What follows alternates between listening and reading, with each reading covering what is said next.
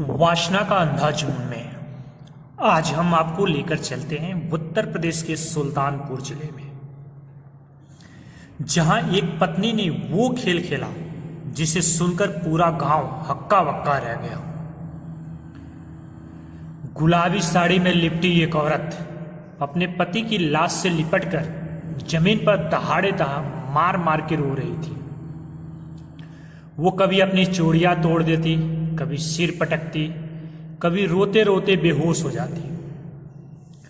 उसके आंसू देखकर गांव वाले भी रो पड़े। सबको लगा ये औरत तो अपने पति के बिना जी नहीं पाएगी।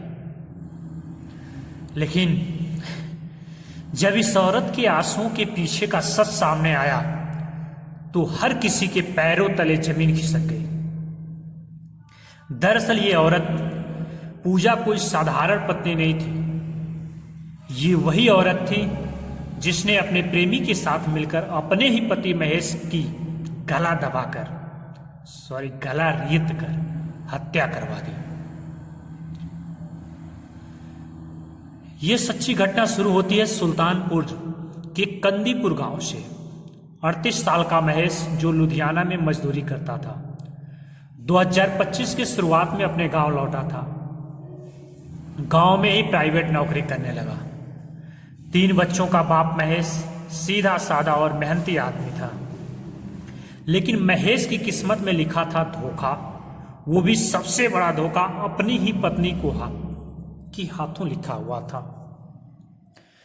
गांव वालों के मुताबिक महेश की पत्नी पूजा का अवैध संबंध गांव के ही एक युवक डंगर यादव से चल रहा था। चोरी छुपे बातें, मिलना जुलना और मोबाइल पर घंटों की बातचीत। महेश को धीरे धीरे शक होने लगा और फिर वो दिन आ ही गया जिसने सब कुछ खत्म कर दिया। बुधवार शाम महेश घर बाजार के लिए निकला, लेकिन पूजा सीधे अपने प्रेमी डंगर की दुकान पर जा पहुंची। रात करीब 8:30 बजे महेश वहां पहुंच गया और उसने अपने बीवी को प्रेमी के साथ आपत्तिजनक हालत में देख लिया। उस पल महेश की आंखों में जैसे खून उतर आया, लेकिन पूजा और डंगर को डर था कि अगर ये राज खुल गया तो पूरा गांव जान जाएगा, और इसी डर में उन्होंने खून की साजिश रच डाली। पूजा ने साफ कहा महेश को रास्ते से हटाना ही होगा, और फिर उसने मोबाइल पर पति की लोकेशन प्रेमी डंगर को भेज दी। रात का अंधेरा, सुनसान रास्ता और वही जगह जहां महेश अकेला था। डंगर ने धारदार हथियार से महेश का गला रेत दिया। महेश वहीं ढेर हो गया और उसका शव गांव के पास बाग में फेंक दिया। सुबह जब लोगों ने बाग में लाश देखी तो गांव कांप उठा। लोगों ने महेश के घर सूचना दी और पूजा को भी। वो तो मौके पर पहुंचते ही पति की लाश से लिपट गई, चीख चीख कर चिल्लाने लगी। उसका ये नाटक इतना असली लग रहा था कि सबको विश्वास हो गया ये औरत अपने पति के बिना जी नहीं पाएगी। लेकिन दोस्तों, पुलिस की नजर से सच बच नहीं सकता। मामले की जांच में एसपी अखंड प्रताप सिंह की टीम जुट गई। पोस्टमार्टम से साफ हो गया कि हत्या धारदार हथियार से की गई है। इसके बाद पुलिस ने पूजा की कॉल डिटेल खंगाली और वहां से मिला एक नंबर जो बार बार उससे बात कर रहा था। वो नंबर था डंगर यादव का। क्राइम ब्रांच ने डंगर यादव की गतिविधियों पर नजर रखी। वो बार बार दुकान खोल रहा था, बंद कर रहा था, फोन पर जानकारी ले रहा था। उसका बर्ताव संदिग्ध लग रहा था। पुलिस ने पहले एक संदिग्ध को उठाया, फिर डंगर को पकड़ लिया।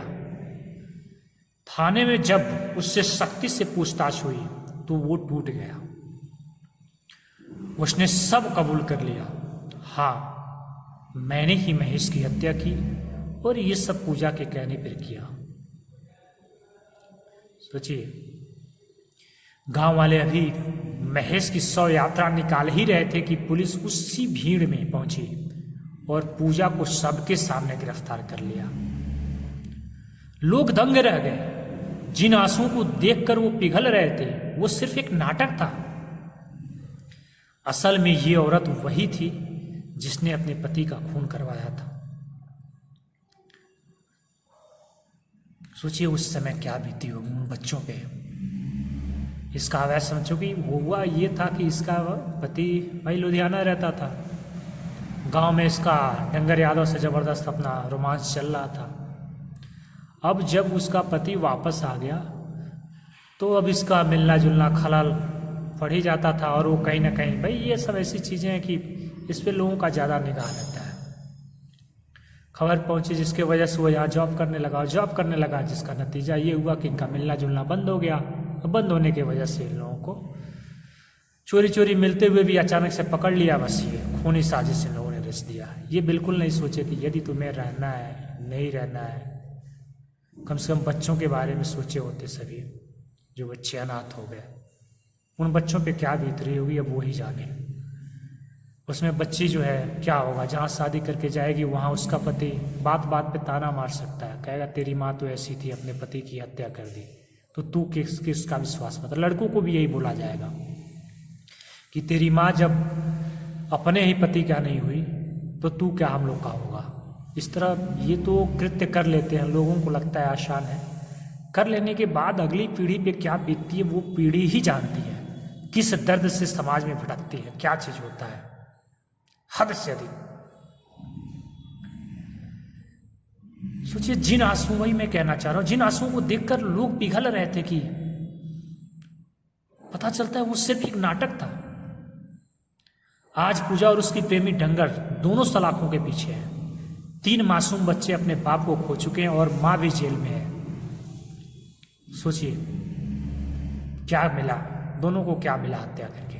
अरे तुम्हें अपने साथ ही एक साथ रहना है तो एक को छोड़ दिए होते, दोनों अपना अलग कहीं जिंदगी बसा लिए होते, लेकिन नहीं, लोगों को हवस वासना का ऐसा भूत सवार हो जाता है कि कुछ नहीं दिखता है कि भविष्य इसका क्या है। जबकि हर एक कत्ल हो, वासना हो, कुछ भी हो, इसका भविष्य अंधेरा ही होता है, अंधेरी काल कोठरी ही होती है।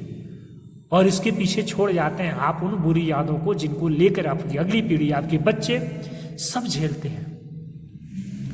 दोस्तों इस सच्ची घटना को सुनाने का मेरा उद्देश्य ना ही किसी का दिल दुखाने का होता है, ना ही किसी प्रकार को किसी भी संवेदनशील मामला को उत्तेजित करने का। बस अपनी बातें रखता हूं कि ये समाज में एक प्रकार का हम आईना है। मैं एक आईना दिखाने की कोशिश करता हूं कि इस तरह की चीजें होती हैं। जो भी इन राह पे चल रहा हो, यदि एक व्यक्ति भी हमारे इस कहानियों से सुन के वासना के वशीभूत से अपने रास्ते चेंज कर ले, मतलब किसी का कत्ल नहीं करता है, तो मैं समझ जाऊंगा कि मेरी कहानियां, सच्ची घटनाएं जो भी मैं लेकर आता हूं, सफल हो गया। क्योंकि आप सोचो कि आप अकेले के वजह से कितनी अच्छी चीज, मतलब हर कोई एक, मतलब जो जिंदगी जी रहा है वो ऐसे सुकून से जिएगा।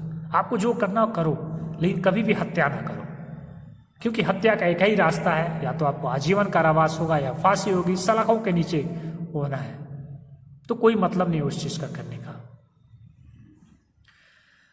तो दोस्तों यही है आज वासना का अंधा जुनून, जहां प्यार और धोखे की आड़ में एक पत्नी ने अपने ही पति का जिंदगी छीन ली और अपने पीछे छोड़ गई 3 मासूम बच्चे जो अपने बाप को खो चुके हैं, और समाज का ताना तो झेलेंगे ही झेलेंगे। दोस्तों चलते चलते आपसे कहना चाहूँगा, इस चैनल को सब्सक्राइब जरूर करें, जो कि बिल्कुल फ्री प्रक्रिया है। लाइक करें, शेयर करें, जिससे और अधिक लोग इसमें सुधार करने की कोशिश करें।